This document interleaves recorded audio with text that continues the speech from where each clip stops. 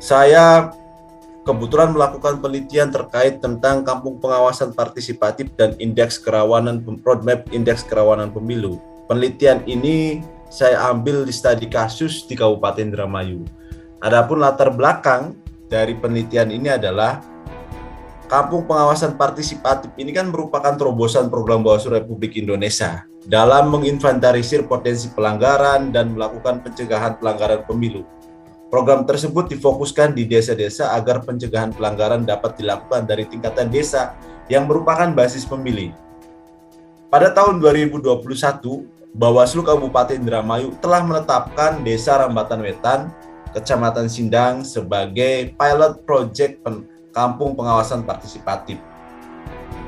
Indikator dalam penetapan pengawasan kampung pengawasan partisipatif ini, jika mengurai dari statement Ketua Bawaslu pada saat itu dan jajaran Bawaslu Kabupaten Indramayu yang menetapkan, diluncurkan juga oleh Bawaslu Jawa Barat pada waktu itu, ada 4 indikator. Yang pertama adalah potensi pelanggaran pemilu yang rendah atau zero pelanggaran.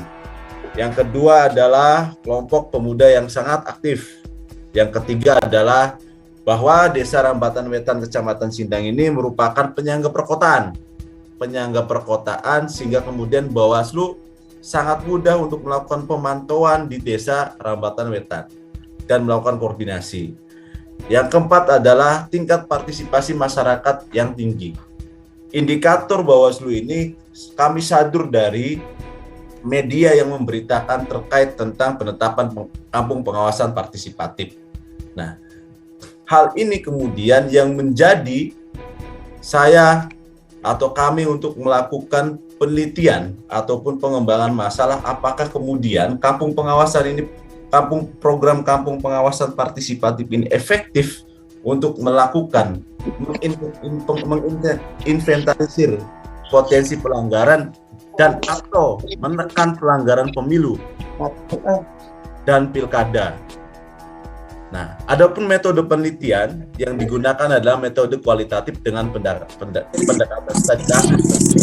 Studi kasusnya apa? Studi kasusnya adalah rekapitulasi temuan dan pelanggaran selama pemilu 2019 dan pilkada 2020.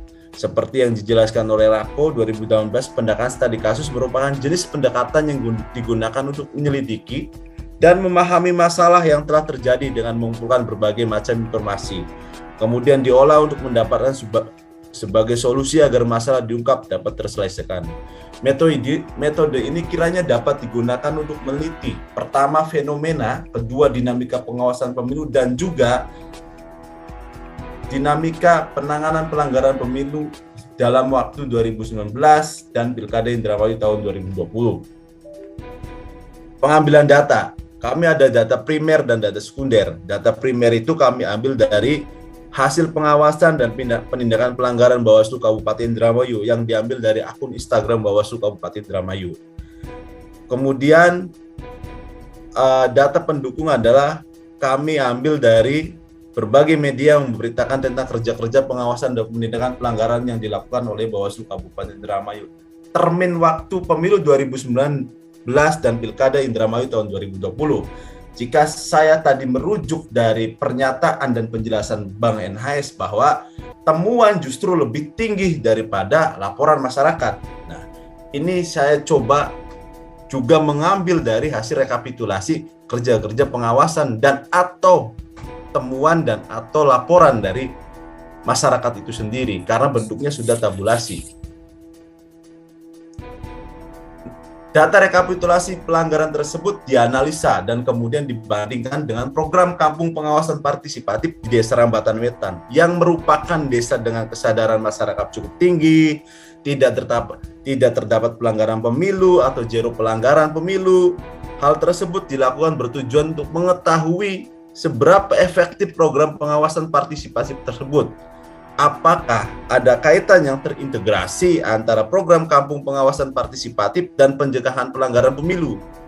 Karena cakupan wilayah Kabupaten Indramayu ini sangat luas. Ada 317 desa dari 31 kecamatan. Jika kita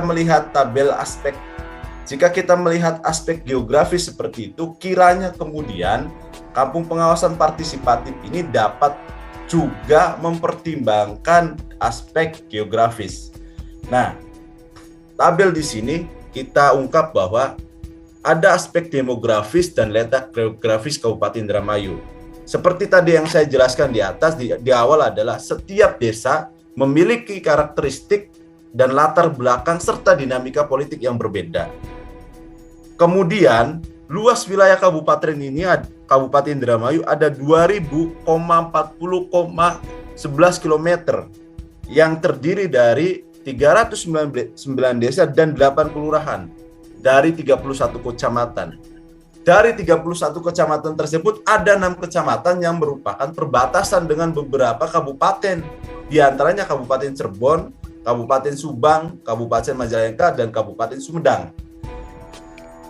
Nah, hal ini kemudian yang menjadi term diskusi saya ketika menulis paper, bahwa apakah mungkin dengan letak geografis yang luas 31 kecamatan tersebut dan demografis masyarakat yang berbeda-beda, program kampung pengawasan partisipatif yang diletakkan di Desa Rambatan Wetan yang merupakan zero pelanggaran, tingkat partisipasi tinggi, aspek tokoh pemuda sangat aktif dan sebagainya, dapat menjadi embrio atau intervensi program Bawaslu dalam memetakan potensi pelanggaran pemilu, pendidikan pemilih, dan atau pencegahan pelanggaran pemilu. Sebagai contoh, pada tahun ini 6 kecamatan yang merupakan perbatasan wilayah kabupaten di Cirebon, Kabupaten Subang, Kabupaten Majalengka, dan Kabupaten Sumedang itu memiliki case dalam setiap pemilu. Sebagai contoh, pemilu tahun 2014 ada daftar pemilih ganda sebanyak 422 dengan nik yang sama dan nama yang sama. Misal, Dodi Partiwijaya di Kecamatan Kloya, di Hargelis ada lagi D Partiwijaya, di Gantar ada lagi Partiwijaya Dodi, niknya sama. Dan ini pernah ditemukan oleh Panwaslu waktu itu, belum menjadi badan, tahun 2014. Tahun 2014 juga di perbatasan kecamatan perbatasan Kabupaten Cirebon ada, saya kira ini masuk kategori pidana pemilu ya mungkin, karena ada yang anggota KPPS yang mewakili pemilih untuk mencobloskan surat suara pada tahun 2014, pemilu 2014, yang dengan dalih kemudian itu adalah yang akan memilih anaknya, anggota KPPS adalah orang tuanya, kemudian dipilihkan, dan itu menjadi waktu itu adalah temuan pengawas pemilu lapangan. Nah, artinya dengan mengacu pada peristiwa dinamika potensi pelanggaran dari pemilu dan sebelumnya menjadi acuan Bawaslu dalam menerapkan program kampung pengawasan partisipatif itu sendiri, karena supaya tidak memukul angin dan supaya efektif juga. Nah, itu tahun 2014 yang kemudian sempat juga jadi PSU waktu itu, pemungutan suara ulang. Di tahun yang sama juga ada yang kemudian di beberapa desa juga surat suara tertukar di pemilihan legislatif. Nah, kalau kita melihat data pelanggaran pemilihan umum pada 2019, ada jumlah yang diregistrasi Bawaslu itu sebanyak 222 pelanggaran. Yang terdiri dari pelanggaran administratif sebanyak 246, pidana pemilu sebanyak 1, kode etik sebanyak 7, dan tidak terregistrasi sebanyak 10. Jika kemudian kampung pengawasan partisipatif ini merujuk pada data pelanggaran pemilihan umum 2019, ini akan lebih detail lagi. Jika kemudian data pelanggaran itu juga diperas, apakah ini hasil temuan, hasil laporan masyarakat, terjadinya di mana, di kecamatan mana, atau kemudian jenis pelanggaran apa. Nah, adapun pelanggaran yang paling menonjol pada Pilkada Indramayu 2020 adalah ada 2 pelanggaran yang paling menonjol. Ini juga masuk indeks kerawanan pemilu tahun 2020, yaitu mobilisasi ASN yang dilakukan oleh salah satu pejabat terkait di pemerintahan. Terus kemudian praktek money politik yang tadi disebutkan juga oleh Bang NHS. Praktek money politik ini dilakukan oleh petahana pada acara kegiatan keagamaan. Bayangkan, kegiatan keagamaan saja masih kemudian berupaya terjadi praktek money politik walaupun itu dibungkus dalam wilayah santunan. Nah, artinya ini juga menjadi kisi-kisi bagi kita semua dalam menetapkan program kampung pengawasan partisipatif ini. Dalam wilayah latar belakang yang memang kemudian wilayah dengan konteks tokoh agama tinggi, dan kemudian dalam pelaksanaan kegiatan keagamaan masih kemudian ada suatu indikasi dalam melakukan upaya pelanggaran pemilu. Selanjutnya, tujuan strategis kampung pengawasan partisipatif. Ini bayangan saya ketika menulis ya. Kampung pengawasan partisipatif ini bisa menjadi roadmap pendidikan pemilih yang difokuskan ke wilayah yang rendah partisipasi. Nah, kalau kemudian tadi saya koreksi juga, dapat masukan juga dari Bang NHS bahwa Bawaslu itu fokus terhadap penanganan pelanggaran dan pencegahan pelanggaran.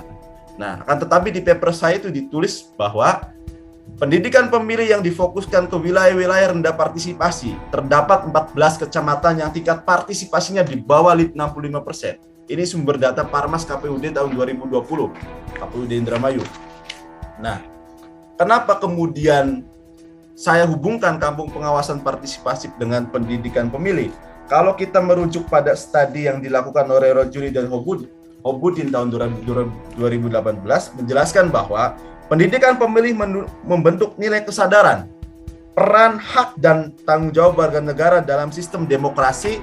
Partisipasi pemilih menentukan kualitas demokrasi. Kualitas demokrasi bisa dikaitkan dengan tingkat partisipasi pemilih warga negara. Jika hal tersebut dapat dilakukan secara kontinu, tentunya tujuan strategis Bawaslu berupaya menekan pelanggaran pemilu dan meningkatkan partisipasi masyarakat melalui program kampung pengawasan partisipatif dapat terlaksana dengan baik. Nah, adapun data rendah partisipasi ini ada 14 kecamatan. Yang pertama adalah Bangu 2, terus kemudian Gantar, Kedokan Bunder, Arahan, Kroya, Juntinyuat, Anjatan, Cantigi, Kertasmaya, Kerangkeng, Kandang Haur, Hargelis, Tukdana, dan Patrol. Nah, dari 14 kecamatan ini ada beberapa kecamatan yang memang perbatasan dengan kabupaten lain. Terus kemudian kampung pengawasan partisipatif ini juga kami kaitkan dengan roadmap indeks kerawanan pemilu. Kenapa?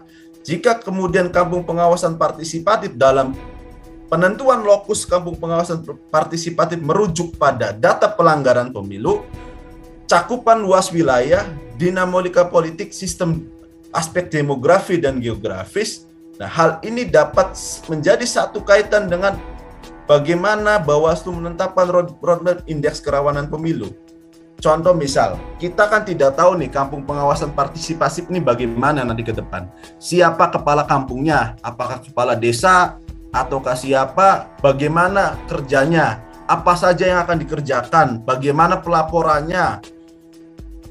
Dan mitranya siapa? Nah, ini kan masih menjadi pertanyaan besar bagi kami. Kenapa saya menulis ini? Apakah kepala desa yang akan menjadi kepala desa kampung pengawasan partisipatif ataukah ada gugus tugasnya yang menjadi mitra dalam menjalankan program pengawasan partisipatif ataupun apa. Tapi seyogianya kampung pengawasan partisipatif ini jika merujuk pada data pelanggaran pemilu-pemilu sebelumnya dan merujuk juga pada aspek demografis serta geografis dapat dijadikan indikator-indikator pembentukan roadmap indeks kerawanan pemilu. Jadi pengawasan pemilu partisipatif itu kontinu, ada programnya, mana kecamatan yang sudah berhasil peningkatan kesadaran masyarakatnya, mana yang kemudian harus dijadikan intervensi program selanjutnya, mana wilayah-wilayah yang memang selesai. Jika kemudian 14 kecamatan yang rentan ini terlalu banyak, kita yang pilih yang sangat rentan, ya kan? Dan seterusnya. Kenapa ini dilakukan? Saya yakin Bawaslu melakukan ini untuk persiapan menjelang pemilu 2024. Setidaknya ada 5 pemilihan pada pelaksanaan pemilu 2024 dan terdapat 2 pemilihan pada pilkada serentak 2024. Nah, berarti masyarakat ini akan dihadapkan bagaimana teknis pemilu, Terus kemudian penyelenggara pemilu juga akan dihadapkan bagaimana pola sosialisasi masyarakat yang secara inklusif. Terus kemudian jarak tempuh dari kota, kabupaten, kota, kecamatan ke wilayah-wilayah perbatasan. Contoh ada Cikawung, Cikamurang, terus kemudian Ciputat yang memang ada sudah akulturasi budaya itu seperti apa. Nah, ini yang kemudian menjadi term seharusnya penetapan kampung pengawasan partisipatif ini. Karena keserentakan pemilu 2024 ini kan agak sedikit kompleks dengan menghadirkan 5 pemilihan pada pemilihan umum dan 2 pemilihan pada pemilihan kepala daerah.